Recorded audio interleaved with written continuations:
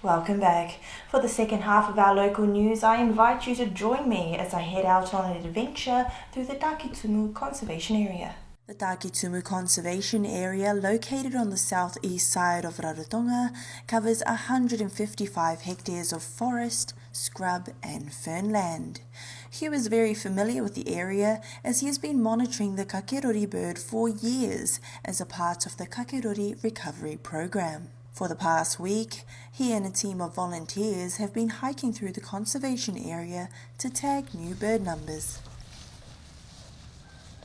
We've just been going a week so far, caught 35 birds, so it's been going really well.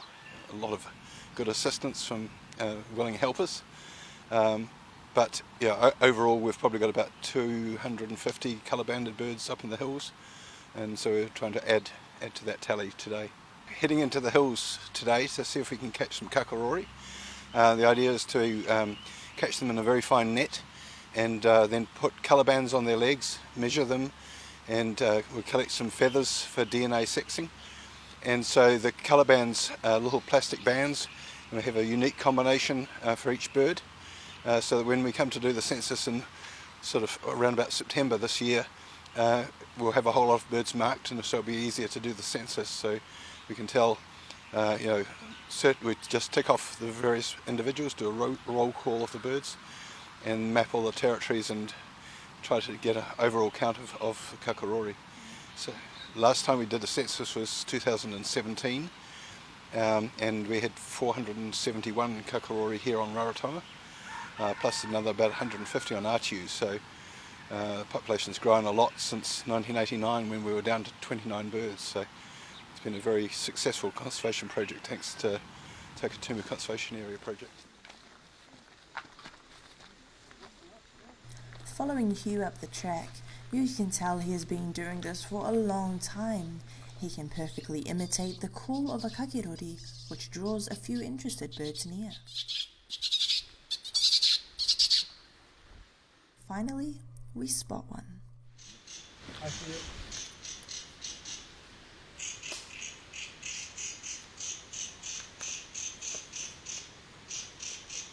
The team is able to use binoculars to get a closer look at the birds, taking a note of their unique tag combinations. It's 4 bands on its legs, so it's red over sky blue on the left and then orange over red on the right.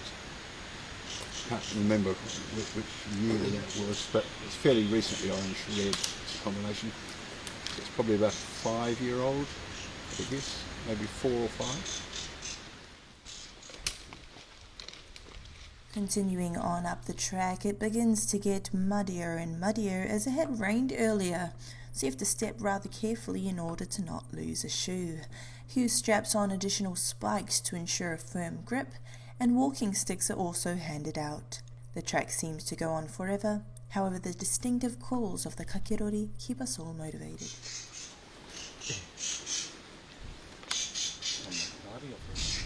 And we spot another one. Yep.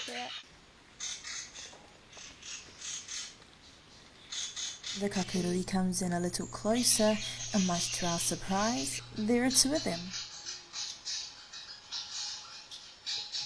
The team are able to mark down the band combination on one, however the second appears to be unbanded. These are the Kakerori we are looking for in particular on this hike. Eventually we make it to one of the spots Hugh is wanting to stop at. He wants to see if there are any new birds in the area. So how do you catch it? We'll set up a very fine net, like a fish net, through the forest, but it doesn't catch them in the same way as the fish net does. So it's got pockets that the bird falls into, theoretically, and then we take them out of these pockets. But I'll set the net up and then you can see better. Setting up the pole upon which we will attach the nets.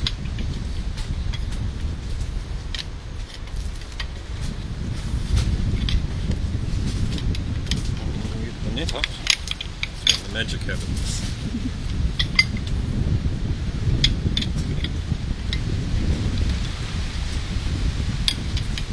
So I'm clearing a lane for the net because when the vegetation hits the net, it gets tangled, and then it's easier for the bird to see it. So we're trying to make an invisible net and create a little pathway for the net to go through.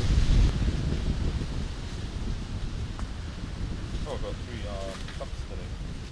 The net is stretched out along the path we just walked down, and speakers are placed right in the middle, one on either side of the net. The team will play the Kakerori calls through these speakers, alternating between the two to try and lure a bird into the net.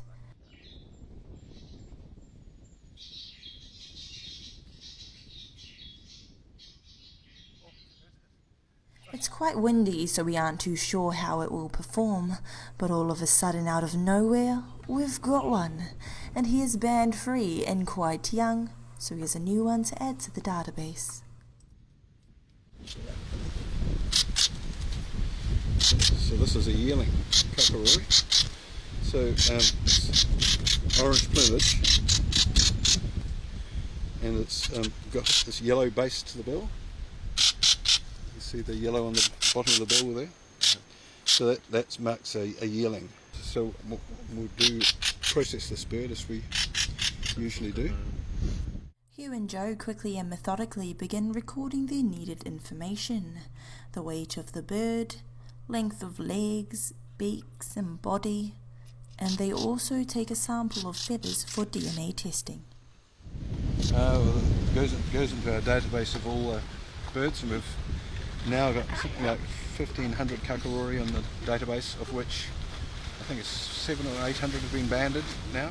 For a few of us, this was our first time this up close and personal with the Kakerori and observing the process of capturing and tagging.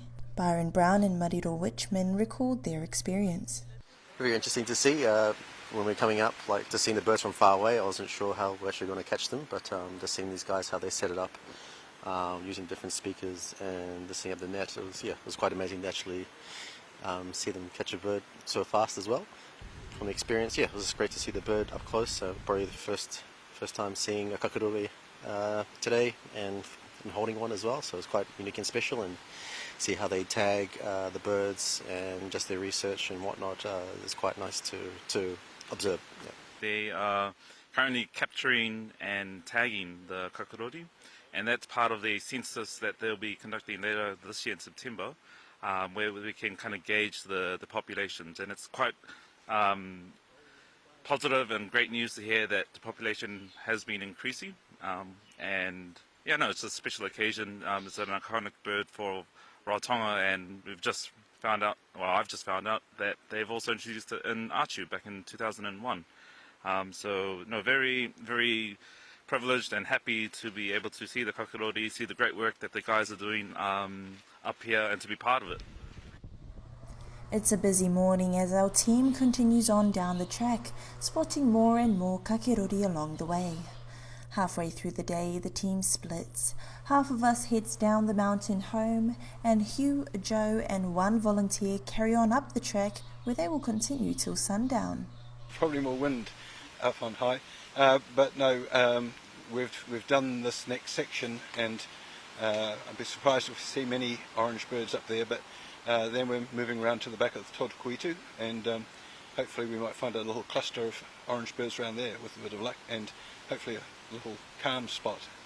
If we're, I'm not quite sure what this wind's going to be doing around the back of Takitumu, but that's the aim, and probably head out about 6 o'clock this evening.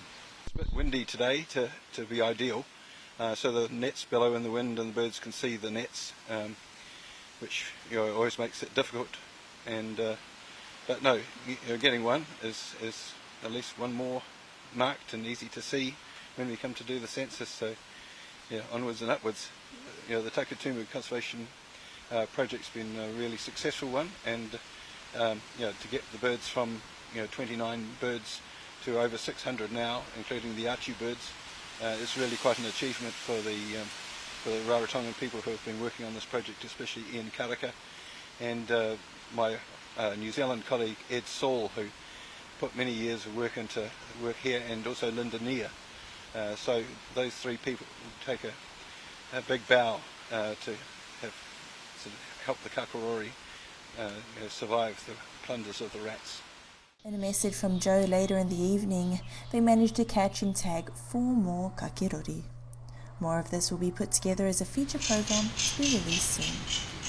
I can see it perfectly from where I am if you want to see it. And that's all for our local news for this evening. Ko tā rei tātou te penga. Until next week, I'm Tiana Haxton for CITV Local News, saying good night, Kukalans, and poor mother.